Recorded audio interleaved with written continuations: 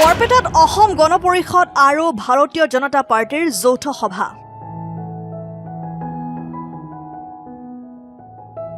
সভাত উপস্থিত অগপৰ সভাপতি অতুল বৰা, কাৰ্যকৰী সভাপতি কেশৱ মহন্ত, বৰপেটা সমষ্টিৰ অগপ প্ৰাৰ্থী দীপক কুমাৰ দাস, অগপৰ জিলা সভাপতি তথা প্ৰাক্তন বিধায়ক গুণীন্দ্ৰ নাথ দাস, বৰপেটা জিলা বিজেপিৰ সভাপতি মহেন্দ্ৰ দাসৰ লগতে অগপ আৰু বিজেপিৰ কাৰ্যকৰ্তাসকলে অংশগ্ৰহণ কৰে।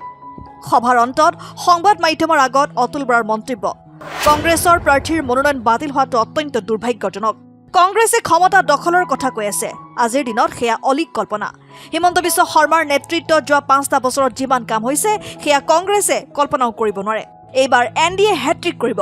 হিমন্ত বিশ্ব শৰ্মাৰ নেতৃত্বত পুনৰ চৰকাৰ গঠন হ'ব, পূৰ্বতকৈ অগপৰ আসন বাঢ়িব। বৰপেটা সমষ্টিৰ অগপ প্ৰাৰ্থী দীপক কুমাৰ দাসৰ মন্তব্য, মুখ্যমন্ত্ৰী ডক্টৰ হিমন্ত বিশ্ব শৰ্মাৰ কথা মতেই মই অগপত যোগদান কৰিছিলোঁ। 8 মাহ পূৰ্বৰ পৰাই মুখ্যমন্ত্ৰীয়ে মোক বৰপেটা সমষ্টিত কাম কৰিবলৈ জনাইছিল। তেওঁৰ কথা মতেই অগপত যোগদান কৰি তেওঁৰ উন্নয়নৰ সহযোগী হ'ব বিচাৰিছোঁ।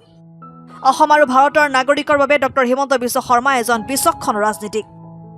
ডক্টৰ হিমন্ত বিশ্ব শৰ্মাৰ প্ৰতি ৰাইজৰ যি সমৰ্থন সেয়া ভাৰতবৰ্ষৰ ৰাজনীতিতে বিৰল। দেশৰ স্বাধীনতা আন এটা দল আৰু দীঘলীয়া দিন শাসন কৰা দল এটাৰ প্ৰাৰ্থিত্ব যেতিয়া বাতিল হয়, মনোনয়ন বাতিল হয়, কংগ্ৰেছৰ প্ৰাৰ্থী তাৰমানে সঠিকভাৱে তেওঁ মনোনয়ন পত্ৰ ফিল আপ কৰাত ব্যৰ্থ হ'ল। এইটো অত্যন্ত দুৰ্ভাগ্যজনক। কংগ্ৰেছৰ অৱস্থাটো আজি এই পৰ্যায়ে পাইছে। গতিকে কংগ্ৰেছে এতিয়া ক্ষমতা দখল কৰাৰ কথা কৈ আছে। ক্ষমতা দখলটো কৰিব নোৱাৰি। আজিৰ দিনত সেইটো এটা অলিক কল্পনা, কাৰণ মুখ্যমন্ত্ৰী ডক্টৰ হিমন্ত বিশ্ব শৰ্মা ডাঙৰীয়াৰ দূৰদৰ্শী নেতৃত্বত 5টা বছৰত ৰাজ্যখনত যিমান কাম হৈছে এয়া কংগ্ৰেছে আচলতে কল্পনাও কৰিব নোৱাৰে। এই কথা স্পষ্ট। গতিকে ৰাইজৰ এইবাৰ অভূতপূৰ্ব সঁহাৰি আছে। আমি ভাবোঁ যে NDA হেট্ৰিক কৰিব, ডক্টৰ হিমন্ত বিশ্ব শৰ্মাৰ নেতৃত্বত পুনৰ চৰকাৰ হ'ব।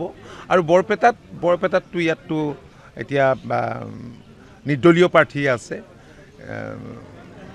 কংগ্ৰেছৰ প্ৰাৰ্থী থাকিলে অলপ যুঁজ বাগৰ দিব লাগিলেহেঁতেন। আমি ভাবোঁ যে কোনো সমস্যা নাই।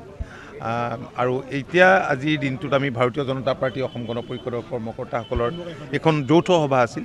সেই সভাত আমি কৈছোঁ যে আপোনালোকে ঐক্যবদ্ধভাৱে কিদৰে ৰেকৰ্ড ইয়াত কৰিব পাৰে, ৰেকৰ্ড সংখ্যক ভোটেৰে প্ৰাৰ্থীগৰাকীক জিকাব পাৰে, তাৰ কাৰণে কাম কৰিবলৈ আমি বিনয়েৰে আহ্বান জনাইছোঁ। কংগ্ৰেছে আত্মসমৰ্পণ কৰিছিল আত্মসমৰ্পণ কংগ্ৰেছটো ব্যৰ্থ। কংগ্ৰেছে নিৰ্বাচনত প্ৰতিদ্বন্দ্বিতা কৰিব, বিধানসভাৰ নিৰ্বাচন 5 বছৰৰ মূৰে মূৰে আহে। ৰাষ্ট্ৰীয় ৰাজনৈতিক দল এটাৰ মনোনয়ন পত্ৰ বাতিল হোৱাৰ নিচিনা দুৰ্ভাগ্যজনক ঘটনা হৈছে আজিৰ দিনত। গতিকে সেই অৱস্থাই পাইছেগৈ। ধন্যবাদ। অসমত বিৰোধী গোটেই বিৰোধীকে আচলতে দুৰ্বল কৰিব আৰু আমাৰ শাসকীয় NDA উৎসাহিত হৈছে, উৎফুল্লিত হৈছে। ভাল হ'ব, এইবাৰ হেট্ৰিক কৰিব, পূৰ্বতকৈ আসন বাঢ়িব, পূৰ্বতকৈ বাঢ়িব। আমাৰ হিমন্ত বিশ্ব শৰ্মাৰ যি নেতৃত্বক সমৰ্থন কৰি যোৱা আৰু তেখেতৰ যি উন্নয়নৰ সপোন, সেই সপোনৰ সংগী হোৱা আৰু তেওঁৰ কৰ্মৰ সৈতে যদি মই ধূলিমাকতি হৈ থাকিব বিচাৰোঁ, সেইধৰণে মই আজি মোৰ নিজৰ প্ৰফেশ্যন এৰি এটা আহিছোঁ। কথাত আজি বহু মাহ আগতে মোক তেওঁ নিজে কৈছিল যে ৰাজনৈতিক ৰাজনৈতিক তৎপৰতা আৰম্ভ কৰিব লাগে। সেইমৰ্মে মোক লাগি পৰিছিল সমষ্টিত। মই 8 মাহৰ পৰা লাগি আছিলোঁ। ক'ত মই যাম সেই কথা কৈছে মই নিৰ্ধাৰণ কৰিম। আৰু সেইধৰণে তেওঁ 3 মাহ আগতে মোক কৈছে অমুকত যাব লাগে।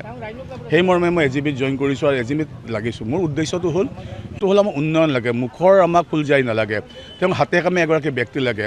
গতিকে আমাৰ কথাটো হ'ল হিমন্ত বিশ্ব শৰ্মা আজি হাতে কামে এগৰাকী সবল, সুঠাম, অসমৰ জনগণৰ বাবে, ভাৰতবৰ্ষৰ জনগণৰ কাৰণে এক বিচক্ষণ ৰাজনীতিবিদ। যোৱাকালি মাননীয় মুখ্যমন্ত্ৰী আমাৰ সৰুক্ষেত্ৰী অঞ্চলত, বিশেষকৈ সৰ্থেবাৰীৰ পাঁচখাল গড়ত মিটিং কৰিছে। সেই মিটিঙত তেখেতৰ উদাত্ত ভাষণত এটাই কথা কৈছে, উদাত্ত ভাষণ আৰু NDA মিত্ৰজোঁটৰ যিসকল বিশ্বাসী বা সমাৱেশত উপবিষ্ট ৰাইজসকলৰ যি গণসমৰ্থন বা জনসমৰ্থন এইটো প্ৰতিমান হৈছে যে হিমন্ত বিশ্ব শৰ্মাৰ প্ৰতি জনসমৰ্থন, যাক আমি জনসংকোচন বুলি কওঁ, তেওঁ জনসমৰ্থন যি ধৰণে আছে এইটো হয়তো ভাৰতবৰ্ষৰ ৰাজনীতি বিৰল।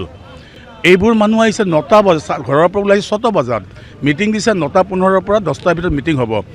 এই ৰাতিপুৱা বোৱাৰী পুৱাতে তেওঁলোকে 6টাত আমাৰ বৰপেটাৰ পৰা ওলাইছে, ক'ৰবাত তাৰমানে আপোনাৰ 7টাত 8টাত ওলাই আহি তেওঁলোকে মিটিঙত বহিছে আৰু সুন্দৰ 1.5 ঘণ্টা লেকচাৰ শুনিছে আৰু তেখেতে পেকেজ দি গৈছে। ইমান দিনে আমি ভাবি থকা স্বাধীনতাৰ পিছৰ পৰা আমি ডিমাণ্ড কৰি থকা আমাৰ ৰেল লাইনৰ কথাটো সুন্দৰভাৱে কৈ গৈছে। বৰপেটা আৰু সৰ্থেবাৰীক সংযুক্ত কৰি এটা ৰেল লাইনৰ ব্যৱস্থা কৰিব, তেওঁ আগ্ৰাসনবোৰ ৰোধ কৰিব, তেখেতে আমাৰ বাপুজী কলেজৰ বিজ্ঞান শাখালৈ উত্তীৰ্ণ কৰিব, আলপাজানৰ যিটো তেওঁ সৌন্দৰ্য বৰ্ধনৰ কাম কৰিব। আৰু এটা কথা কৈছে, ডাঙৰ কথা এইটো জানেনে নাই, যে সৰ্থেবাৰীত তেওঁ ফাৰ্ষ্ট কেবিনেট দিব আৰু সৰ্থেবাৰীত ফাৰ্ষ্ট কেবিনেট দিয়া মানে বৰপেটা সমষ্টিৰ কাৰণে 1000 কোটি টকাৰ পেকেজ। আৰু এই 1000 কোটি টকাৰ পেকেজত কি কি আহিব আপোনালোকে ভাবি লওক এবাৰ, আৰু সেইটো আপোনালোকে আমাক উপদেশো দিব আমি কি তেওঁলোকক আমি কওঁ এই 1000 পেকেজৰ আমি ভিতৰত আমি কি ভাল ইস্যু আনিব পাৰোঁ। News desk report and 24 Assam।